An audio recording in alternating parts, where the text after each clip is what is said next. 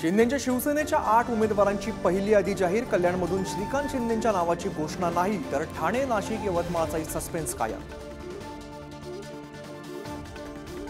बच्चू कडूंची आज पत्रकार परिषद. राणांना उमेदवारी दिल्याने बच्चू कडू नाराज. आज कडू महायुतीबाबतची भूमिका स्पष्ट करणार.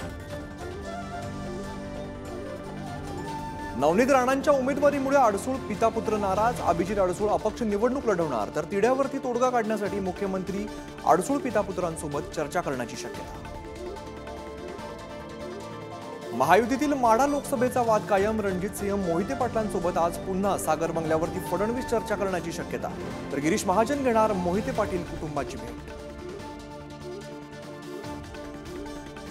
ओबीसी बहुजन पार्टीच्या राष्ट्रीय कार्यकारिणीची आज बैठक. प्रकाश शेणगेंच्या अध्यक्षतेखाली बैठकीचं आयोजन. आज लोकसभेसाठी उमेदवारांची पहिली यादी जाहीर होणार.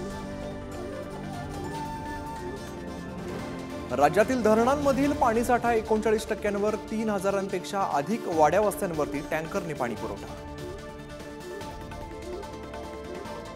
गँगस्टर मुख्तार अन्सारीचा हृदयविकाराच्या झटक्याने मृत्यू. अन्सारीला विष दिल्याचा मुलगा उमर अन्सारीचा आरोप.